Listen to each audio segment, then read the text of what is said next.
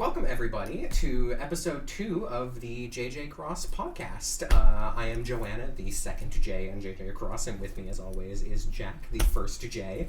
Before we get started, for anyone who missed the last episode or is unfamiliar with us in general, what is JJ Cross? So we're a writing duo. We're a married couple. As you said, we're Jack and Joanna. That makes up the J and J in JJ Cross. So it's a pen name. It's a pseudonym. But it's a writing duo, and we're a married couple, and we are writing together because we have a shared love of constructing narrative. Yeah. And we really are trying to do that on the page. It really, when I sit down to write with you, it feels like we're working on a shared painting, and I love that. So that's what we're doing together, is we are painting a picture as two writers. Yeah, and this podcast is basically us going through the works that we are publishing under this pen name and giving you kind of like a behind-the-scenes look into like our inspirations behind the things. As we publish the works, all of our works are being published as serials under the pen name, so we are dropping chapters for them every week. And as these stories come out, we're going to be going through kind of like what's happened in the past couple of chapters, kind of going over the story, things about it, where we're going with it, kind of dissecting what our creative process is as we're going into this. Do you think that's kind of like a fair way to describe what people are listening to right now? Yeah, I think so. It's really just a behind the scenes of our writing process, and we're doing one for each of our serials. So we already did one for Big Mountain, our other serial, and this is Honor and Grace. Yeah, so as you just mentioned, this is about Honor and Grace, which is our second serial that we're publishing under JJ Cross. And Honor and Grace is a little different because it's largely up until this point been your solo project. I haven't really jumped into it yet. So, like, where does Honor and Grace kind of fit into what we're doing under JJ Cross? Yeah, I mean, I brought it into the JJ Cross sphere because I really want us to cover range as writers. I want us to put our fingers in lots of different pots narratively. And so I really don't want us to just be one-trick ponies when it comes to writing. I want us to try a lot of different stuff. So we're doing this, class disparity gothic with Big Mountain, and so I really wanted to, on a completely different note, do this T4T queer dystopian romantasy that is Honor and Grace, and just do something completely different. It's in a fable register. It's an epic poem. It's not a stage play the way that Big Mountain is. So it's just bringing range into our writing sphere. Yeah. So you kind of mentioned like the genres of like what Honor and Grace is. Can you give kind of like the elevator pitch? Like what is Honor and Grace? Yeah, so as I mentioned, Honor and Grace is at its core a T4T queer dystopian romantasy fable. It's written as an epic poem, and at its core it is a story about an evil regime that tortures its children, feeds on its laborers, enslaves its populace, and overall does bad things to its citizens. And it's about the story of how love, especially even queer love, can be found in the darkest of times and can come together to possibly change the world.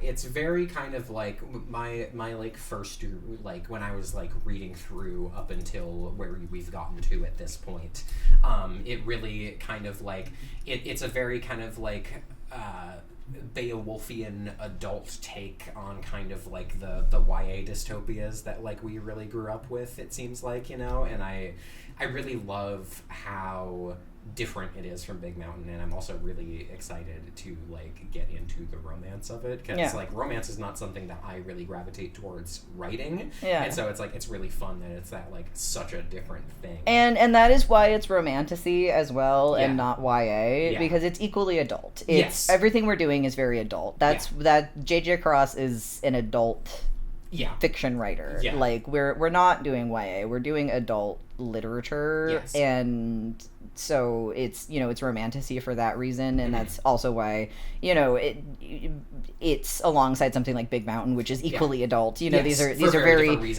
adult stories. But that's not to say we can't have a little bit of the fantasy fun we Yeah. maybe had as children. Yeah, I mean, I think that that's like a really important thing that we are kind of like taking forward into our works, you know, in like very different ways. But like, I'm really excited to see where that goes with Honor and Grace. It's still camp. It is, like yeah. that's what ties it together with the theater nature of something like Big Mountain.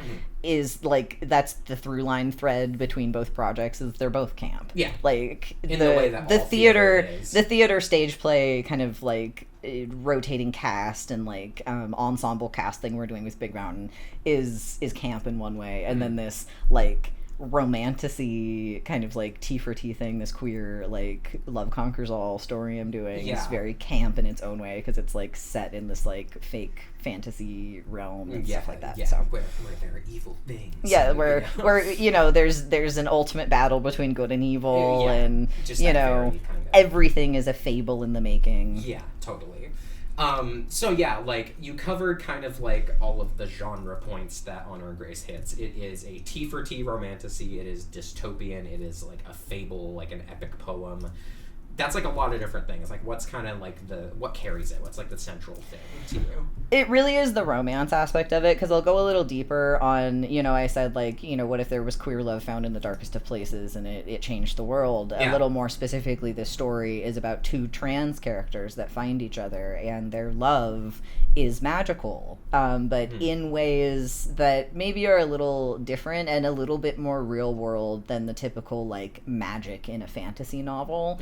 It's a little bit more psychological than that, where the magic it's a little bit more real world, where it's just a phenomena. So, but there is a phenomena that occurs between these two trans characters when they meet, and that frees them, you know, in the way that queer love can really do that. So that's why it's like romance is really the one that's carrying it at its core, because like that is the thing all of the other mechanisms around it, the other genres around it are all kind of serving. Like it's T4T because I'm trying to say that that's the best romance I can tell. Like a T4T kind of situation is like the epitome of romance to me. Like it's dystopian because I'm trying to tell a story about how romance is like all the sweeter in a dystopian situation. And you know, it's fantasy because I'm trying to underline the romance aspect of it as well. So it's all of these things because it all comes back to the romance part of it. So romance is really the carry in terms of all of those genres. And I like we'll come back to it a little bit later, but like a thing about it that I find really like earnest and like compelling about this story is that it is very like timely for a queer person for two queer people to be putting out a story like that like really centers that idea of like love being this like life and world changing thing, you know, and like centering on that phenomena in like the darkest of times, you know, and like I really love that that's like what is kind of the core of this story. Well, it's based on us, you know, it's I'm writing what I know. I'm trying to take that core wisdom about writing and write what I know, and what I know is world changing love at the core of a T4T relationship. And so I'm just trying to take that little truth that I know of my own life and expand it into epic proportions. Yeah, totally. So by the time this comes out, the first chapter, the kind of where Big Mountain had the cold open, this kind of has its like, I'm not sure what you call it. Would you call it? It's a bit of a cold open. Yeah. It's a bit of a cold open too. It's kind of a cold open in of itself. But that will certainly be out. I believe the second chapter will be either out or following shortly after this as well. But in that cold open, we open with a decrepit old man literally eating a child for dinner. That's pretty out there. Yeah. That's a choice. Talk about that. Well, I mean, like I just said, the wisdom is write what you know. Yeah. And, you know, I am writing reality. That is, you know, a reflection of our current situation.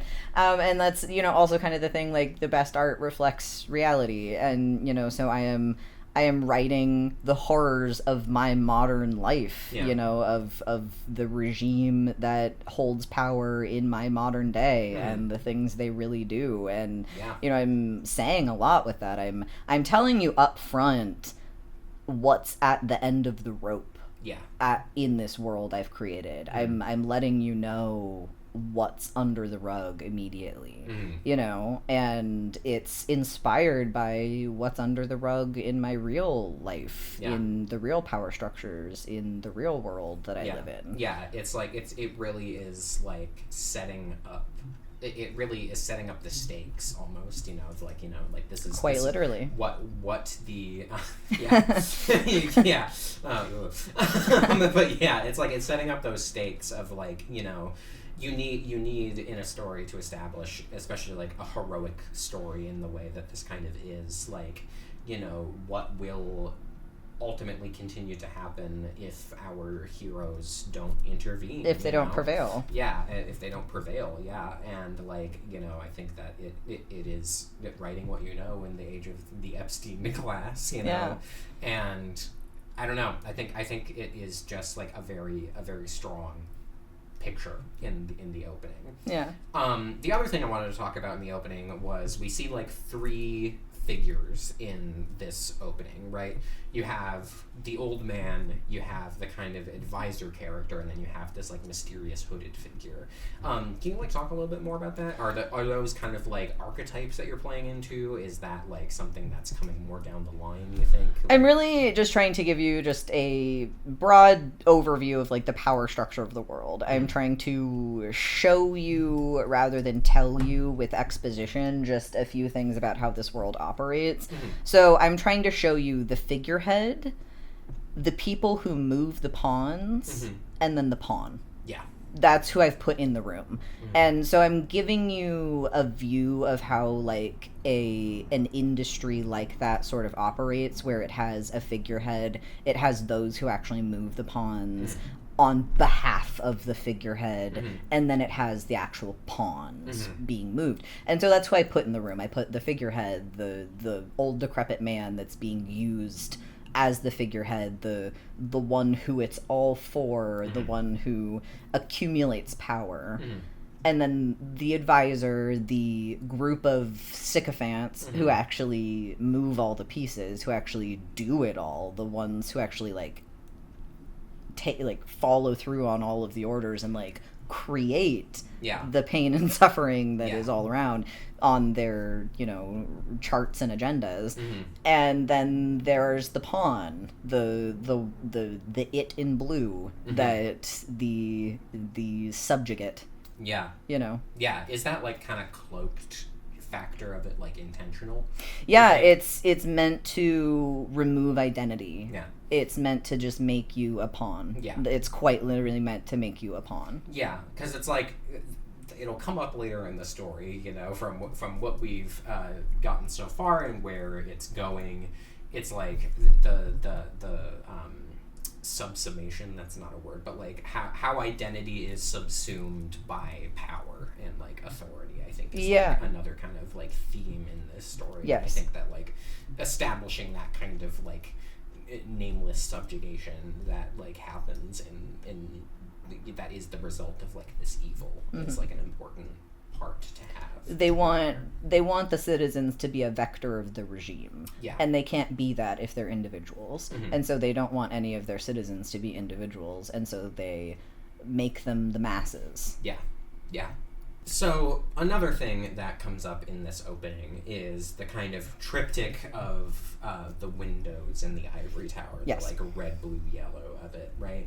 They're all depicting very like specific scenes that have like a very specific vibe. Like, how does that tie into like the 3 figures, the like kind of theology you're creating here? So I'm referencing specifically like you know, Dutch religious paintings like Bosch and the, you know, religious triptychs of like heaven, hell, and limbo, I think, or purgatory, or I can't remember whatever it is exactly. But you know, if you Google it, Bosch, it's like the first thing that comes up. It's like the triptych. I can't remember exactly what it's called, but that's what I'm referencing. And I mean, it's like the thing at the time was painted for the church.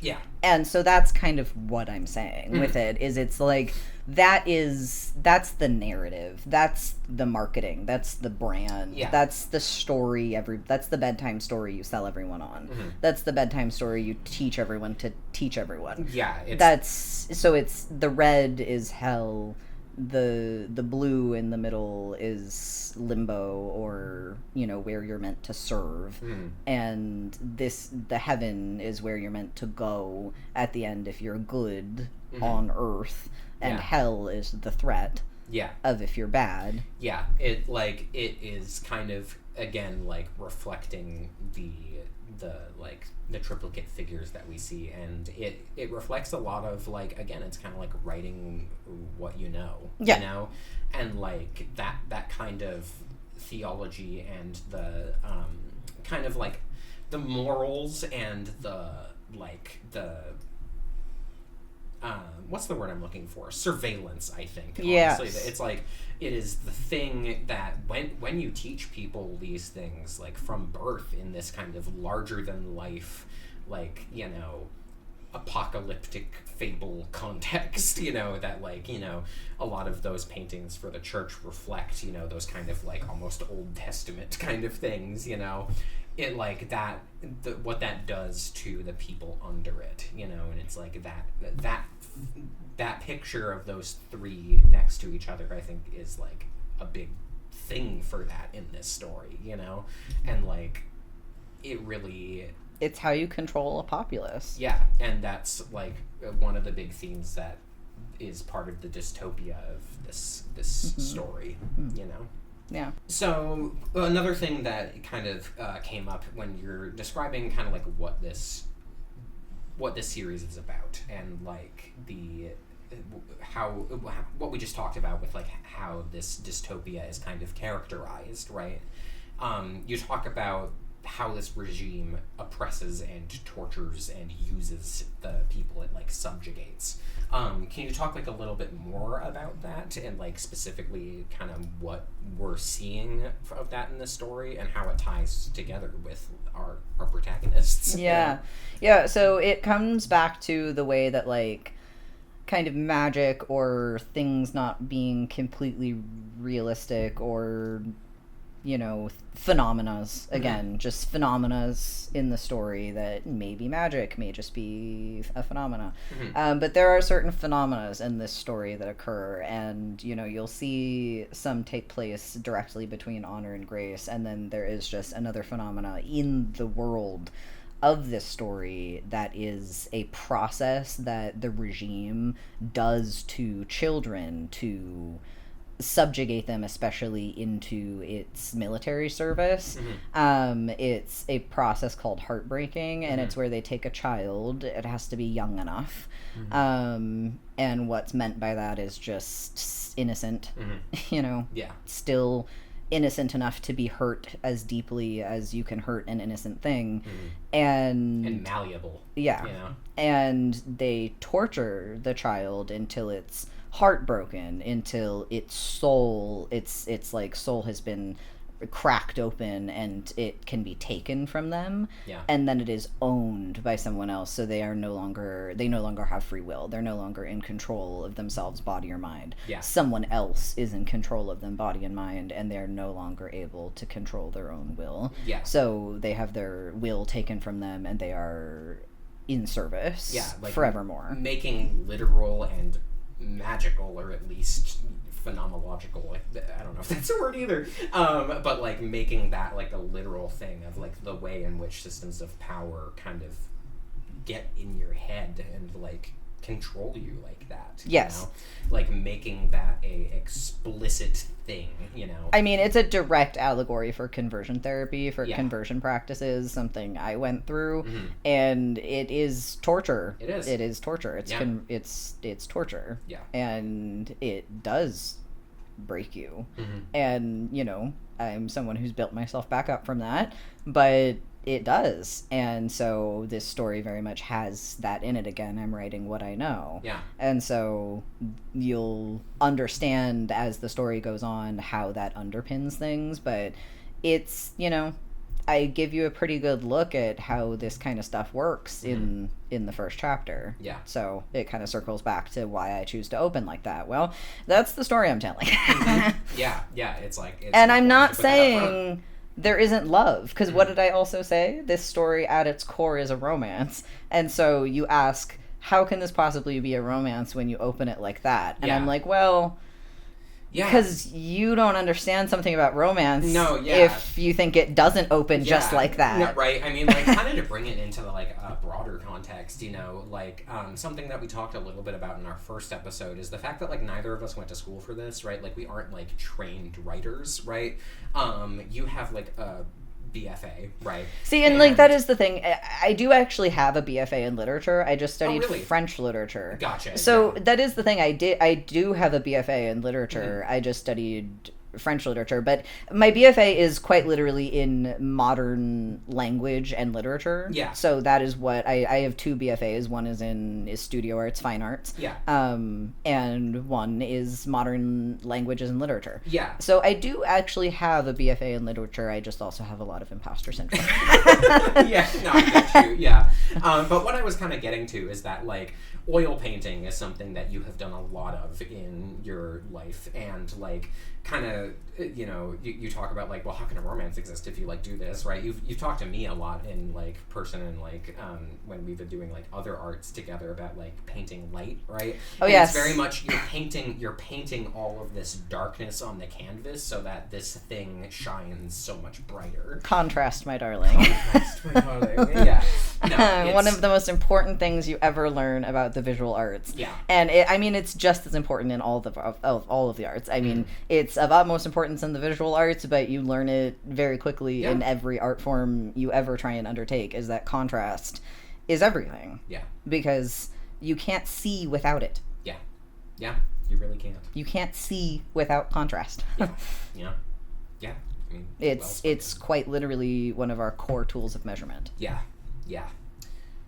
Now, kind of moving away from, we've talked a lot about kind of like the cold open of this and like the dystopia of it all, but as you said, like, the romance is kind of the core of Honor and Grace. Yes. Of our titular protagonists, the pair of trans lovers, Honor and Grace. Can you talk a little bit more about them and, like, specifically the romance in the story? Like, what makes this a T4T romantasy and not just, like, a romance with trans characters in it?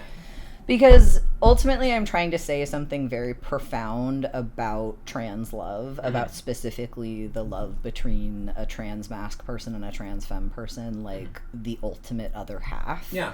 Because again, I'm writing what I know, and that's been my experience. That is something that's an experience I inhabit directly. I'm a trans man who has found my ultimate other half in a trans woman.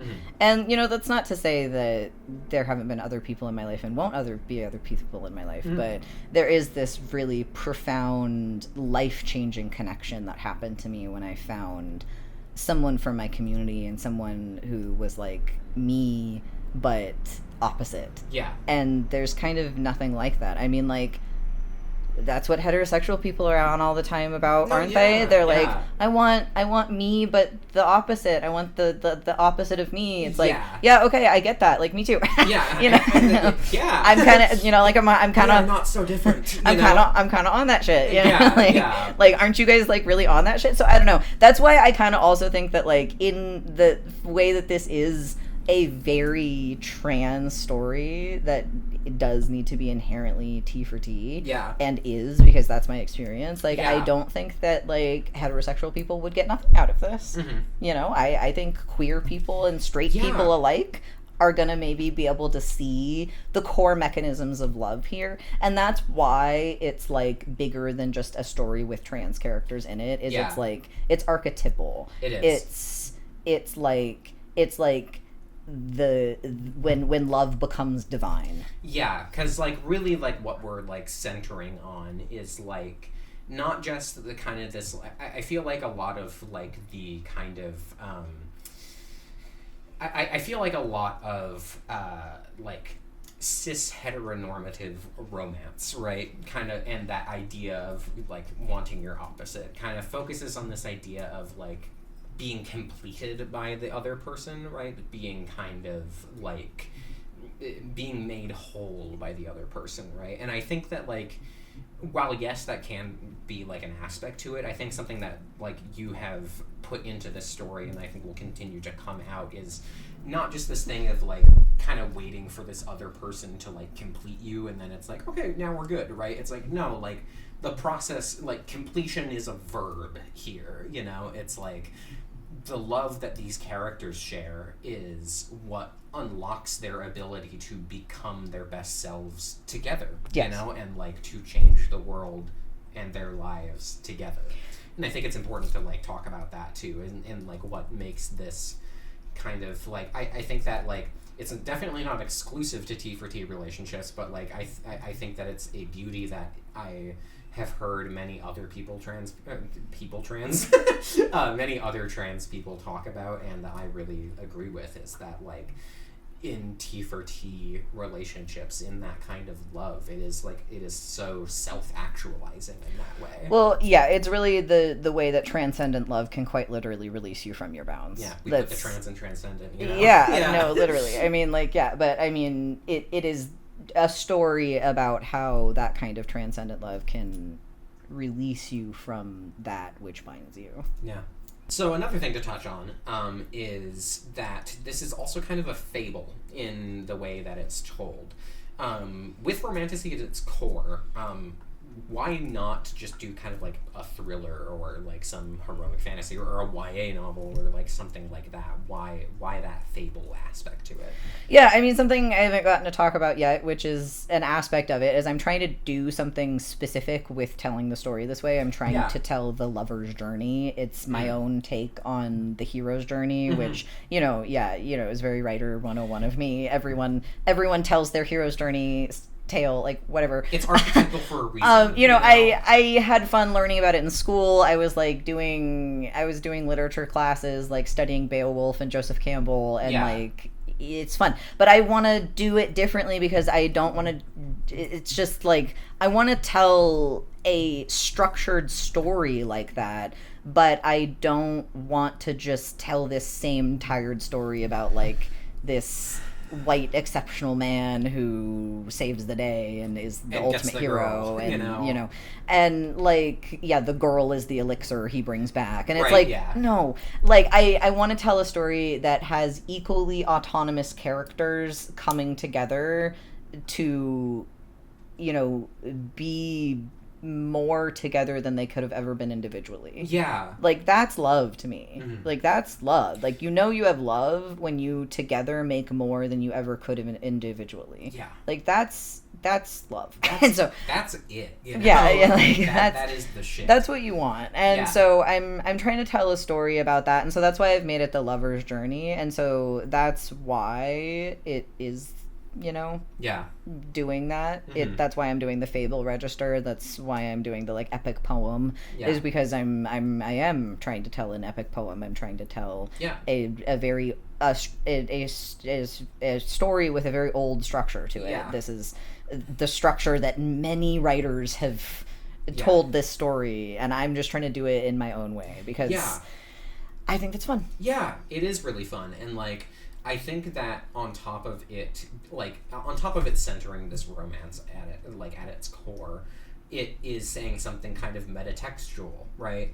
Like, especially in the first couple of chapters as they roll out, like a lot of it is building that kind of meta-narrative and context, and kind of like the moral kind of center of the story that the romance and the rest of it is kind of built upon. Like, for as much as the romance is kind of the central column of this story, I think the fable is the ground it sits upon. Yeah.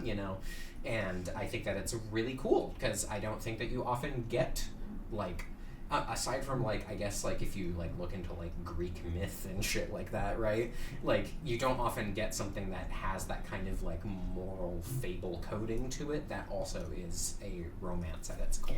Yeah, I mean, I'm very inspired by books I've read that have that going for it. Exactly what you said, something that feels ancient but modern. Yeah. And I love that. And if I can, even a little bit kind of tap into that, I hope to. Ultimately, I think that like the timelessness of stories is like something that like you just gotta lean into, Yeah. You just gotta, like, it's such a huge part of this whole thing. Yeah, a writer I would love to mention on that note that has inspired me in exactly that way is Naomi Novik, and like I definitely want to bring up her name in bringing up Joseph Campbell, because I think she's more interesting to talk about than Joseph Campbell. Like, writers are imperfect, but I think she has done some really interesting work. She's definitely written stuff from a kind of fable register, from like kind of Slavic fairy tale kind of stuff, and it is really interesting and cool and has inspired me quite a bit. And it just like it dives into narrative and character in a way that I think that also like Stephen King does really well. But I think Naomi Novik's just a little less like reading self-harm than Stephen King. No, I get you. It's like, I understand, go cut yourself on Stephen King. I did it too, but then like go heal your little heart with Naomi Novik. No, I get you. I haven't like sat down and read a lot of his stuff, especially in a minute. But like, I can see what you mean. Oh boy. But kind of moving on from that, I do want to like, Romantasy is a pretty saturated genre right now, and like there's a lot of it going on in a lot of different ways, and we were kind of talking about this a little bit earlier with like how is this like a T4T romantasy and not just like any other romance story. And you kind of touched on some of the kind of like navel gazing, bodice ripper, white savior kind of like stuff that a lot of them feature. And I kind of want to like dive into that a little bit more, but I really want to just talk about like what is Honor and Grace like taking from all of the romantasy that has come up recently and that has come before, and what's it like doing differently? Well, I mean, like, it's definitely firmly a romantasy because I want to do sex scenes. I very much want to do sex scenes. Like, that's part of the romance for me. That's part of the story. That's part of the epic nature of it. And I want to really give that its due. Because I do think that has a very good place in the story. However, I don't often like the way it's employed in the stories that are out there. Because it's usually serving of conquest culture. It is, or fetishization, or of women as objects, or women as the elixir you need to bring back across the threshold, or something, or like just an accessory, or I don't know, just it's like romantasy just to do like male serving porn on book screen instead of and I'm like, okay, but what if we did like sapphic porn on screen, and that's what I'm trying to put on the page. Not really on screen, on the page. In the screen of your mind. The theater of the mind. I'm trying to put projecting some like onto the back of your eyeballs. I'm trying to put some like sapphic loving. Because it's like, that's the thing, is that it's like, I think like whether or not they mean to, like, I think that there is like a non-zero amount of that like patriarchal like male gaze centered content in like a lot of like modern romantasy, because like a lot of modern romantasy is written by and largely for women, and yet we still find those things in there. And that goes to say, I haven't actually like read the, I guess, plethora of sex scenes there are in like the Crowboy situation, or like a Crown of Thorns or Roses, which maybe I should. Maybe there's like anything going on there that I'm excited about, but I don't know. I mean, I often find that it's like even in the most depraved depths of fan fiction that I have imbibed in my life, right, with all of the problematic things that make their way into there, it's like I do like often find like maybe even just a little something that like stands out to me like that, and I think that like it is cool to be able to center a story in those things and like be very intentional about it. And really that's kind of why I'm doing it, is maybe I'm the thing that stands out to somebody. Maybe I'm not, this isn't like, these aren't the sex scenes that do it for everyone, but maybe they do it for someone, and that I mean that's ultimately like writing what you know again, right? It's like you can't like as an artist chase too hard, too aggressively the thing that your audience wants, because you're never going to be able to get there, right? But it's like you can so much more authentically and so much more effectively, I think, like communicate the things that you know and that do it for you, right?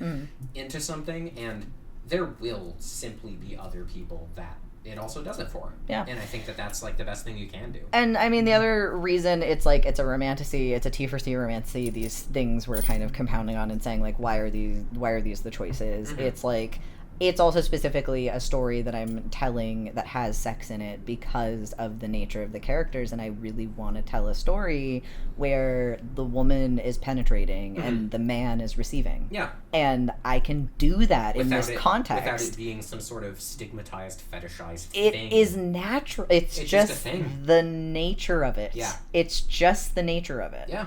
And I love that I can do that. I think it's so fun to get to play with that literarily. Yeah. In a way we kind of can't in actual life. Like, you really only get to fantasize about that because we don't get to do that in real life. We don't get to, you know, like...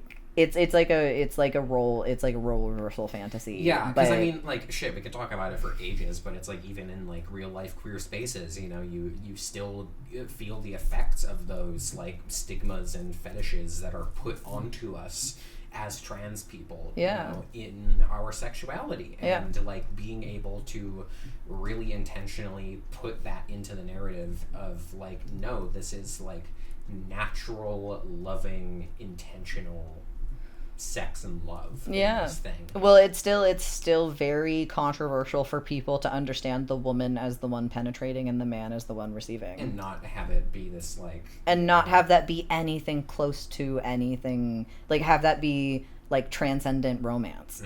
You know, like there's nothing degrading about it. There's nothing even remotely degrading about it, because that's like the only way people could contextualize that.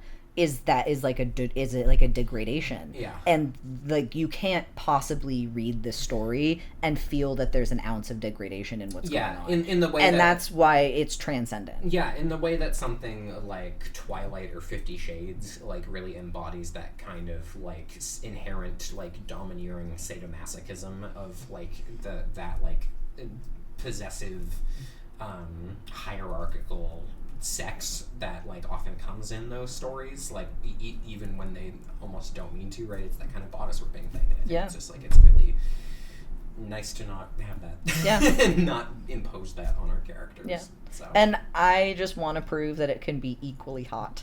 It can be equally hot when it's doing something far more with far more like eye contact, you know, like baseline, like soul to soul understanding before anything else gets going, and all of that, you know.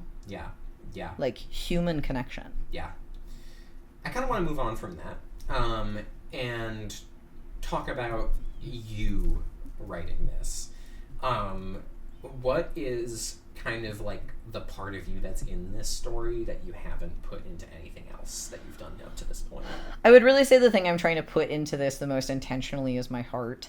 Like, I am a real bleeding heart romantic. I have loved a lot of love in my life, and I kind of I am such a lover boy, and I really want to put that into this, like front and center. Yeah, just like kill the part of you that cringes. Oh, yeah. Oh, I'm being so lay it out there. earnest. Yeah, just I'm being hard, so like, earnest. yeah. My heart is very much on my sleeves, and Yeah. I want to put it in this novel because I've really appreciated authors. Like, I'll bring up Naomi Novik again, who I feel like have done that. Like, I feel like she really put her heart in her writing, and that really inspired me in many ways. Like, I mean, especially in her early writing, which I don't know if a lot of people even know of or go back to read, but her early books where she did the Napoleonic dragon books, there's like 9 of them. I read all of them, and I had such a fun time because she was writing from inside this like naval captain Lawrence, you know, but it was a woman writing a man, and I had so much fun inside of his head being written by her because that was so trans for me. And I loved that. And so like, yeah, I don't know. I want to put my heart into this, and I want to tell a romantic story in the way that only like a millennial bleeding heart romantic trans man could. You know, like that's. Yeah, no, that is, I think, my favorite part of this is how earnest it is. It is my favorite. I love earnest fiction. Yeah, I mean, it's kind of like when I fell in love with you, and the first thing I did was write smut. Yeah, you know. That's just what I'm like. That's just how it is. So before we wrap up, the final kind of like question I have about Honor and Grace is, again, the cold open is out, and I think by the time this podcast airs, the second chapter either will be about to come out or just out. It'll be coming out Sunday. Sunday, cool, yeah. So to anyone who is gonna be jumping in from here to read Honor and Grace, what is the kind of what do you want them to know before they start the prologue? Have a little bit of patience at first. I start out slow intentionally, and we've talked about a lot of like action and like stuff to get excited about, and I want you to because it all like happens in the book, so like do get excited about it. But just be patient for the first couple chapters because I'm just like laying some groundwork, and I start slow on purpose, and I want you to like appreciate that later. But like I'm starting the way that I'm starting to just like get a couple strokes out before I like really start filling in the color. So the color is coming, but like I'm laying out some foundational stuff at first. And so just like have a little patience. For it to really heat up. It gets to it. So, yeah. But that is pretty much all we have to say for today. Before we sign off, kind of what's coming up next? Where can people find us? Where can people read Honor and Grace?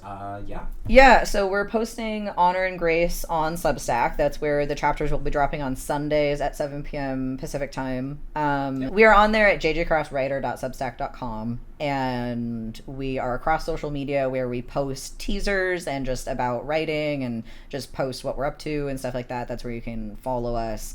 Is JJ Crosswriter across social media, we have Substack, Instagram, Blue Sky, Threads, Substack, obviously. Yeah, Substack, Tumblr, I already said. Wattpad. Yeah. Tumblr and Wattpad, we're posting the chapters on a week delay.